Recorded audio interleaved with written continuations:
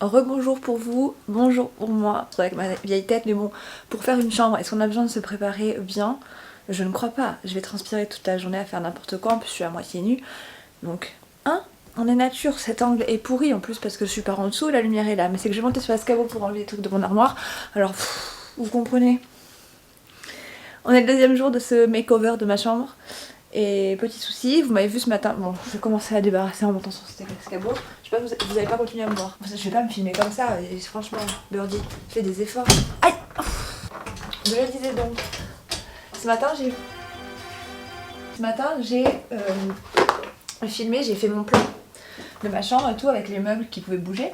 Enfin, une espèce de maquette, c'est plein de poussière tout ça. Où j'y lave. Ma chambre ne peut pas avoir les meubles qui bougent. J'aurais bien voulu laisser mon lit comme ça, mais je peux pas. Parce que ma chambre est trop petite. J'ai des gros meubles pour une chambre petite.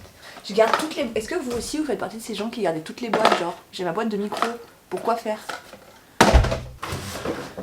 Alors est-ce que vous aussi dans votre chambre vous avez des trucs qui n'ont aucun intérêt d'être dans une chambre? Genre un dérouleur à papier... Je sais jamais comment ça s'appelle celui-là.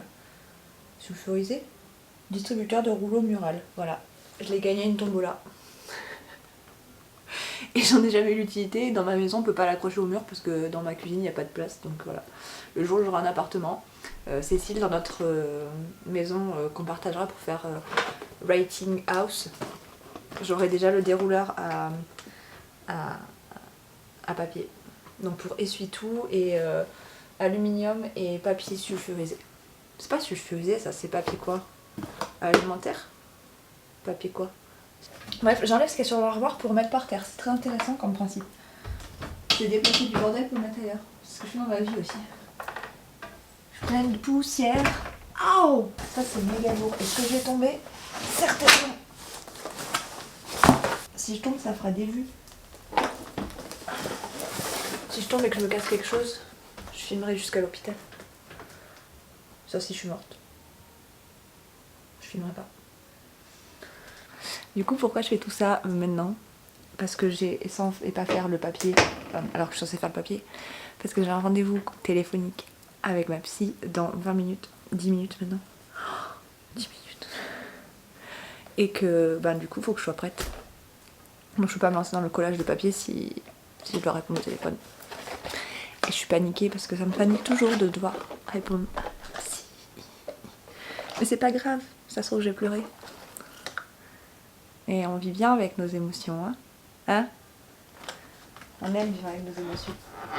Il y a tellement de choses qu'il faut que je monte dans mon grenier. Parce que ça n'a rien à faire ici. Ce qui est bien, c'est que j'avais vraiment déplacé tout mon bordel, genre d'un endroit à un autre. Genre j'ai tout mis sur le lit.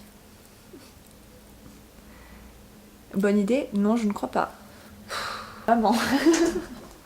Alors, maman. Oui, ma chérie. Wonder Woman ou Supergirl? Wonder Woman, c'est toute mon enfance. C'est la jeunesse. Supergirl, elle sert à rien. Ta maman lit-elle ton roman en cours d'écriture, la version finale ou les deux? Jamais en cours. Si. Lequel t'as lu en cours? C'est arrivé des fois que tu me fasses lire en cours, notamment Sortarius, puisque Sortiarius. je le visais. Ah oui, le premier, parce que tu le lisais sur internet comme tout le monde. Mais après, genre les derniers, tu les as lus quand ils étaient finis. Mais pas quand ils étaient corrigés. T'es un peu ma bêta lectrice. En plus, il est pas droit le cadre. J'aime pas bien. Je suis souvent très impatiente. Alors comme c'est assez feuilletonesque, j'ai envie d'avoir la suite. Donc voilà, c'est souvent quand il est fini et que... Mais par contre, tu les relis jamais quand ils sont en papier. Non. Le Ascendant, tu l'as lu en papier, tu l'avais pas lu... Non, tu l'avais lu en numérique. Enfin, tu sais, genre... Oui, tu me l'avais mis en numérique. Oui, mais c'est déjà publié. Sortiarius. Que je t'avais imprimé. Ouais. Mais est-ce que t'as un que t'as lu de mes livres en livre? Non. Non. Jamais. Mais même pas en... Non, parce que j'ai eu la primeur, donc non. Ouais. Je t'ai pris des draps bleus. Je sais que tu n'aimes pas les draps roses. Alors celle-là, je sais pas si on y avait déjà répondu hier aussi. Ok, tu veux retourner le matelas, d'accord. C'est quelle a été ta réaction quand tu as lu pour la première fois mes livres? Ma réaction? Oui. Mais je m'en souviens absolument pas. On avait dû répondre hier parce que c'était quand t'as dit que tu avais toujours lu, donc t'as pas vraiment eu de... Bah non, parce que... Et comme on est ce côté, ce que je disais hier, fierté silencieuse, en plus, même moi je peux pas te dire parce que je sais pas. Je sais que j'ai été épatée de ton imagination et de la façon dont tu étais capable de rebondir. Il y a une autre chose aussi qui m'a épatée, c'est que tu étais capable de parler de sujets que tu n'avais pas vécu, mais qu'on aurait pu croire que tu avais vécu, notamment le handicap. Tu vas spoiler l'histoire. Je pense une certaine forme d'étonnement. Que je sois capable de me mettre dans la tête d'autres personnes. Quelle autre question je viens de lire là? Ah oui, est-ce qu'à la maison il y a des règles, genre est-ce qu'on est... Attends, comment c'était fini? Est-ce qu'il y a une organisation de vie réglementée à la maison ou c'est naturel? Est-ce qu'on est calé niveau repas, réveil? On est assez calé quand même parce qu'on est rythmé par un travail. Par ton père. Mais après on n'est pas non plus... Mais on n'est pas, voilà... Comme là pendant le confinement, on peut fait n'importe quoi. Vous aimez vous dire que votre fille est une autrice et une personne génialissime. C'est pas moi qui pose la question, c'est vraiment quelqu'un qui se le dit. Hein. Oui. T'aimes te dire que je suis génialissime? Et elle fait quelque chose que j'aurais aimé faire, donc oui, oui. T'aimes te dire que je suis toi en fait, que je tiens de ma mère, que... Non. que... Mais t'as pas d'humour dans cette vidéo. Je veux que tu sois J'ai cru que t'allais me le mettre par-dessus la tête. Presque. J'ai pas eu assez de force. Pourquoi tu mets toujours à l'envers? Parce que quand on retourne, c'est à l'endroit. Non, mais après ça sert à rien parce que moi je retourne pas, je suis pas mon lit. Ah, mais c'est pas grave. Quelles sont les principales qualités en tant qu'auteur quelles sont tes principales qualités en tant qu'auteur selon ta maman? C'est ton imaginaire, hein, le fait de toi un auteur. Tu as une grande capacité d'imagination et de concentration. Oui, de concentration, puisque écrire. Et moi je vais rajouter une question. Qu'est-ce que tu détestes le plus à cause du fait que je sois auteur? Que des fois tu restes trop enfermé. C'est une qualité et un défaut. Je savais que tu allais répondre ça ou que tu allais répondre et bah des fois tu réagis pas quand on te parle. Des fois t'es perdu dans ton monde. Est-ce que Maman Lit est fière de toi? Alors entre parenthèses elle a dit j'en suis sûre. Mais je voudrais bien savoir ses sentiments vis-à-vis d'avoir une fille écrivaine et qui réussit. Ah bah c'est très très bien déjà. À partir du moment où...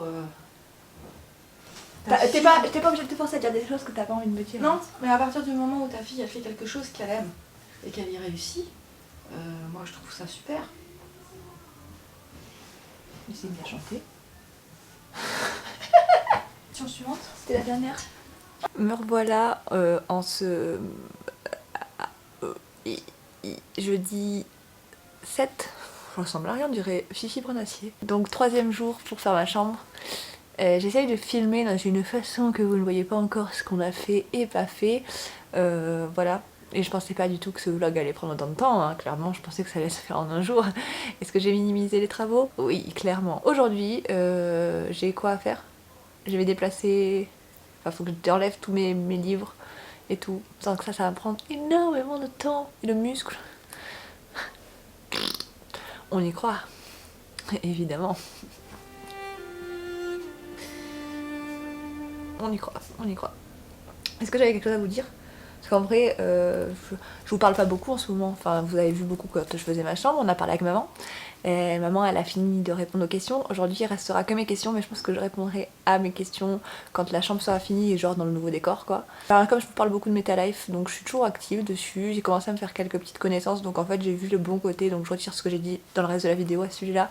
C'est une bonne plateforme. Certes, il faut faire le tri entre les personnes qui sont là juste pour poster un petit peu de temps en temps des choses pas si intéressantes que ça, pas vraiment dans l'ambiance de la plateforme, et sinon les autres, franchement on fait des bonnes rencontres. Après je dis ça, mais moi personnellement j'ai posté que des trucs un peu idiots. Bref, je vais aller boire mon thé et je vais aller me mettre au travail, un petit peu de musique, et on va aller enlever tout ce bazar pour réussir à changer cette chambre dans un lieu, un espace plus agréable, qui n'est plus ma petite chambre d'enfant. Bon, me revoilà, il est actuellement 19h37. Je suis sale, il fait chaud, j'ai presque fini ma chambre, mais je me retrouve quand même. En fait je voulais, vu qu'il me reste que la porte à faire, tout le reste est fait. Il me reste à passer l'aspirateur, mais ça je le garde pour demain matin. Voilà, je vous ferai les derniers plans de la chambre finis demain matin. Et du coup en lessivant ma porte et en faisant ce que je veux faire après sur cette porte, je me suis dit que j'allais répondre à vos questions qui me restaient. Donc prenons les questions. Quelle étude as-tu fait? Et ça vous êtes nombreux à l'avoir posé. Quelle a été ta réaction pour ta première publication? Bon déjà j'ai eu un bac L. Voilà, parce que c'était ce que j'aimais. De base j'y allais pour les langues. Et en fait, je me suis aperçue que j'étais bonne en langue dans mon village parce qu'on n'était pas nombreux dans les classes. C'est-à-dire on était 9 dans ma classe. Mais après, en fait, je me suis aperçue qu'au lycée, j'étais pas si bonne que ça, mais bon, j'aimais pas trop les sciences, c'est pas ce qui me plaisait le plus. Et donc du coup, j'ai pris L. Voilà. Même si mon frère me disait que les L c'était des gens chelous et qu'il fallait pas prendre L, que j'allais être la paria du lycée, bah tant pis, j'ai pris L, je l'ai pas écouté, j'ai pris L. Voilà. Du coup, j'ai pris L, j'ai fait ma L avec que des options d'anglais. J'avais littérature anglaise. Anglais approfondi, et puis j'avais, comme je vous l'ai dit dans la truc du Bugeaud, j'avais aussi art plastique, voilà. Et au départ, ce que je voulais faire moi, c'était aller dans une école d'art pour l'écriture. En fait, il y a une école d'art à Clermont. Je vais dire du mal d'eux, vous inquiétez pas. Voilà, je vais dire du mal d'eux. C'est vrai parce que ça m'est resté en travers de la gorge, c'est juste que si peut-être un peu qui ça m'est resté en travers de la gorge, mais majoritairement c'est surtout parce que j'ai trouvé que c'était assez irrespectueux en fait. Donc école d'art, ma mère vous l'a dit, on a fait une et tout, et on était plutôt, moi j'ai toujours aimé l'art plastique, j'ai toujours été très dans les arts, j'ai tout testé, j'ai essayé de faire de la guitare, j'ai essayé de chanter, j'écris, je faisais beaucoup de peinture, tout type de peinture, tout type de dessin, voilà, toujours très artistique. Et attendez, je vais chercher un truc parce que ça part pas. Je suis déjà essoufflée d'avoir parlé, ça va pas le faire. Déjà, je vous rappelle que j'ai eu 20 avec mes projets d'art plastique au bac, et eux ils ont trouvé ça nul. Donc voilà, je sais pas si c'est vraiment que j'ai trop bien rendu mon truc en art plastique au bac, ou si c'est qu'ils étaient méchants. Bref, ils m'ont dit que je savais pas écrire, que je serais jamais auteur, que ça n'avait aucune valeur en fait ce que j'avais fait. Même si à un moment ils ont cru qu'il y avait des textes qui n'étaient pas de moi. Après ils ont regardé mes dessins, ils ont trouvé que mes dessins étaient pas bons, que j'avais pas de technique. Bon, ça j'admets, j'avais pas de technique quoi, je dessinais. Voilà, donc vous comprenez que j'ai pas été pris. Mais j'ai appris plus tard qu'en fait ils prenaient souvent les gens qui avaient de l'argent. Peut-être que ça a changé d'ici là, c'est pas ce que je dis. Hein. Peut-être que maintenant c'est une bonne école, que je sais pas, que je suis pas tombée une bonne année, mais voilà. Si vous passez par là, quelqu'un de l'école d'art, dites-moi si vous êtes vraiment comme ça ou si c'est moi je suis pas tombée sur les bonnes personnes. Donc j'ai testé l'école d'art et puis finalement, après je me suis dit je vais faire histoire de l'art à Clermont. Et l'été c'est ce que j'avais mis sur post-bac, c'est ce que j'ai eu. Et l'été de mon bac, ma mère a lu un article dans le journal parlant de culture et patrimoine, métier du livre. Et elle m'a dit c'est totalement ce qu'il te faut et tout. C'était pour faire des métiers du livre. Donc j'ai fait 3 ans de ça. Donc en fait ça vous parle autant de l'histoire de la littérature, l'histoire des livres, des cours théoriques sur l'économie, sur on a des options en cinéma, en tourisme, on a de l'anglais, je me souviens même pas les matières que j'ai eues. Après on a des cours sur la bibliothèque, sur la librairie, sur l'édition, sur tout ce qui touche au livre en fait, tout ce qui est numérique, sur la communication, sur le marketing, sur l'actualité. Vraiment c'est complet, c'est assez complet, même si c'est assez chiant en fait. Et bon, je me suis retrouvée dans cette licence, c'était plutôt sympa, je me suis fait des bonnes copines et tout. Et sauf que, pas les premières années.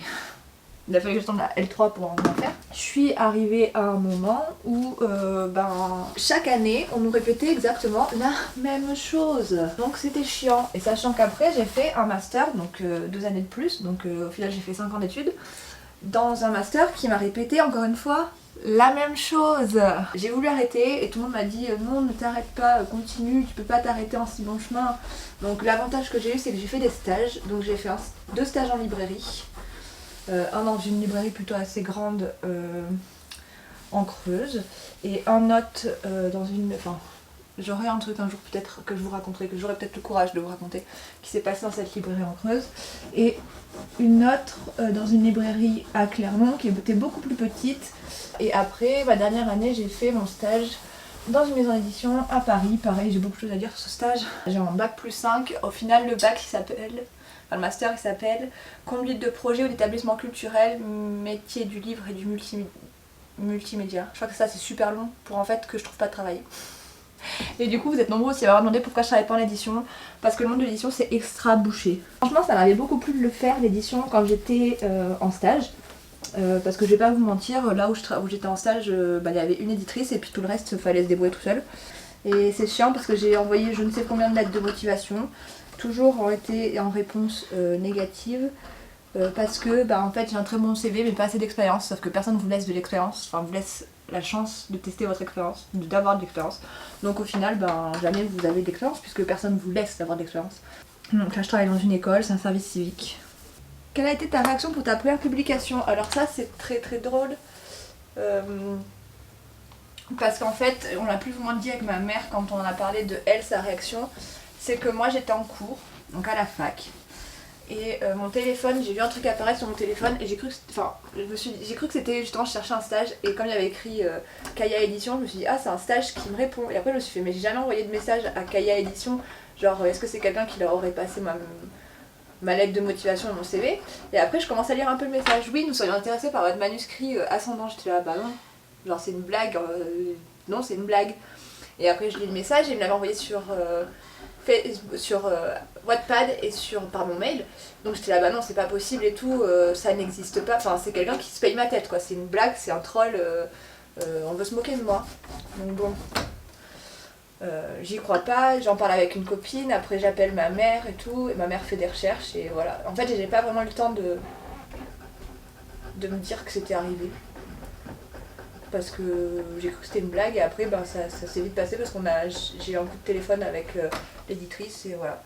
Même à l'heure actuelle j'y crois toujours pas en fait que je suis publiée et que même par exemple que je vous parle sur une chaîne et tout, c'est pas un truc qui est très concret dans ma tête. Alors j'aimerais savoir comment la passion de l'écriture t'est venue. De gros bisous. Bisous à toi aussi Lilou. J'avoue que j'ai pas cité les noms des gens, je fais des gros bisous à tous de toute façon. En fait c'est ce qu'on a plus ou moins dit avec ma maman, c'est qu'elle a toujours lu, elle m'a toujours fait lire ma grand-mère maternelle, donc ma Mimi. Quand j'étais petite je réclamais toujours des histoires et elle en inventait énormément ma grand-mère. Dans la voiture elle m'en racontait parce que je passais beaucoup mes vacances avec elle, elle m'en racontait tout le temps. Et en fait quand j'étais petite je faisais déjà des insomnies à cause des crises d'angoisse et du coup je lui avais demandé est-ce que tu peux me raconter une histoire mémé, et elle dormait mais genre à point fermé. Du coup elle m'a dit écoute raconte-toi une histoire toute seule. Du coup je me suis raconté une histoire toute seule. Ça a commencé là, et du coup après toutes les nuits, je me racontais des histoires toute seule.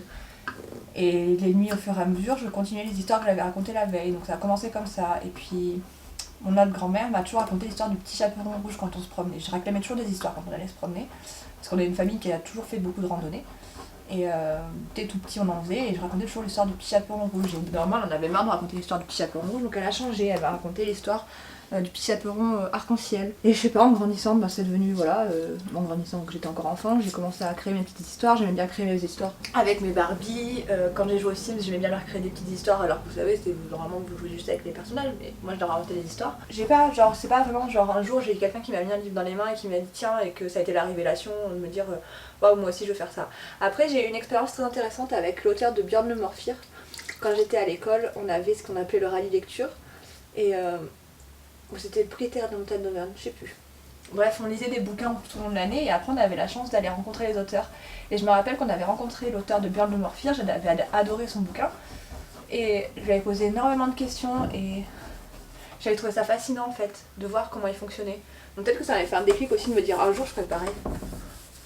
Et me voilà, un jour je fais pareil. As-tu envie de relire tes romans quand ils sortent en papier? Pas du tout. Pas du tout, du tout. Il m'arrive des fois de repenser à comment on dit, des passages, donc je les relis. Mais très rapidement, voilà, je relis juste le passage. Mais sinon je relis jamais mes textes, genre je les relis pour la réécriture, mais après je relis pas mes textes. C'est très très rare que je relise mes textes. Non, jamais en fait. Si, il y a un vlog où vous m'avez vu, j'ai procrastiné en relisant mon texte parce que je faisais un lien entre mon histoire là et l'autre histoire. Et du coup j'avais envie de lire le passage pour revoir si c'était bien bon. Et du coup j'ai relu vraiment mon histoire. Mais c'était vraiment très rapide quoi. C'était pas... As-tu toujours voulu faire écrivaine ou tout simplement écrire? Alors je crois que je l'ai dit dans un vlog, mais c'était pas les vlogs de cette période-là. Je déteste en fait raconter cette histoire parce que j'ai l'impression d'être quelqu'un qui fait du coup très imbu d'elle-même et que c'est pas du tout le cas. Depuis enfant, je rêve d'être célèbre, ou du moins pas célèbre, mais de pouvoir avoir un impact sur la vie des autres pour qu'on me regarde et qu'on se dise si elle arrive à faire ça, je peux y arriver aussi. Et que je puisse avec mes mots influencer un peu la vie des autres. Je sais pas si ça a du sens ce que je veux dire, mais par exemple, je vais encore citer ça, mais enfin je suis désolée de parler tout le temps de ça. Sam et Colby l'ont très bien dit dans une de leurs vidéos. Ils ont dit on aurait voulu être le grand frère qu'on n'a jamais eu. Enfin moi j'ai eu un grand frère, c'est pas ça, mais vous savez la personne qui vous donne des conseils et qui a un peu la voix, pas de la sagesse parce que c'est un peu gros de dire ça, mais quelqu'un qui vous aide et qui vous remonte le moral, qui... En fait j'ai toujours voulu aider les gens et je trouvais que le meilleur moyen de le faire, ou de le faire pour plusieurs personnes, c'était de devenir célèbre. Donc du coup j'ai fait une pause alors que j'étais en train de vous parler pour répondre à mes messages MetaLife et j'étais en train de m'endormir sur mon lit. Je vais pas ouvrir mon pot de peinture.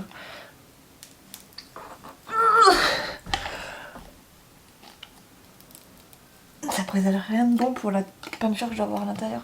Je vous disais donc tout à l'heure que toute ma vie j'ai voulu pouvoir aider les autres. Donc quand j'étais petite, je pensais que j'allais devenir chanteuse. Genre, j'ai testé le fait d'être chanteuse. Clairement c'était pas pour moi. J'ai fait de la guitare.